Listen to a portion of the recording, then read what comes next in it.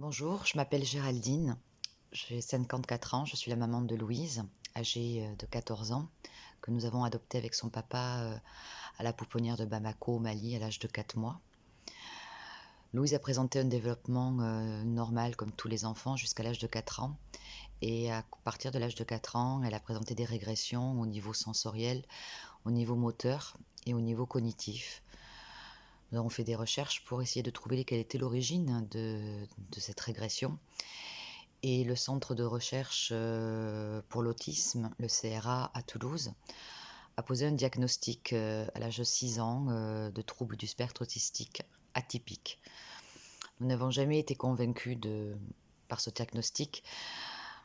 Le mot atypique nous semblait fourre-tout et nous avons continué de chercher.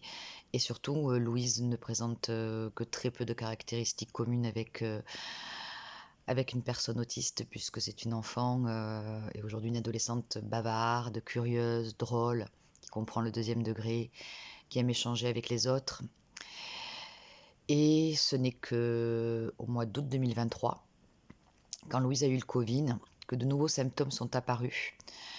Des symptômes anormaux du type trouble obsessionnel compulsif, crise d'angoisse extrême, douleurs musculaires et articulaires, énurésie diurne et nocturne, hallucinations aussi. Et là, on fait des recherches sur Internet, fort de ces nouveaux symptômes, et nous avons croisé donc ces nouvelles informations avec les taux de sérologie, d'analyse biologique qu'elle avait pu faire les années précédentes. Certains taux étaient anormaux et nous avons découvert une maladie qui s'appelle la maladie de PANDA. PANDA, c'est un acronyme américain qui veut dire trouble neurologique pédiatrique auto-immune lié à une infection à streptocoque. C'est une maladie rare, très rare, qui n'est connue que dans quelques pays, à savoir les États-Unis, le Canada, la Pologne, les Pays-Bas, le Royaume-Uni et l'Italie. En France, cette maladie est inconnue. Nous avons décidé de prendre contact avec le professeur Spalice à Rome, qui est un des spécialistes mondiaux de cette maladie. La bonne nouvelle, c'est que cette maladie, avec le traitement adéquat, peut se guérir. Mais en revanche, le problème, c'est que le coût du traitement est très très élevé.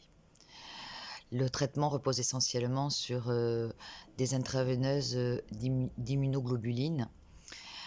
Et pour vous donner une idée, le coût d'une intraveineuse se chiffre à peu près à 60 000 euros, puisque c'est un taux d'immunoglobuline très concentré pour la maladie de PANDA, qui doit être injecté. De plus, l'avancée de la maladie chez Louise est importante. Ça fait très nombreuses années qu'elle l'a, puisqu'elle a eu la varicelle à la pouponnière, qui a été surinfectée et non soignée, ce qui explique l'origine de la maladie de PANDA.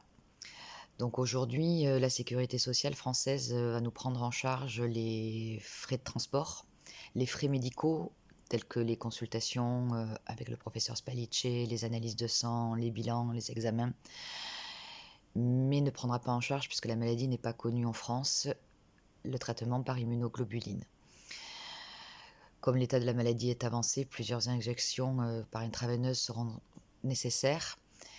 Et c'est pour ça qu'aujourd'hui, nous en appelons à votre générosité et à vos dons pour nous aider à financer partiellement ces traitements pour guérir Louise et pour qu'elle puisse retrouver une vie normale. Voilà, les petits ruisseaux font les grandes rivières, il n'y a pas de petits dons. Chacun, s'il le souhaite, peut donner en fonction de ses moyens. Et chacun peut contribuer à sauver la vie de notre fille. Nous en sommes très reconnaissants par avance et nous vous en remercions. Merci à vous et surtout, merci pour elle.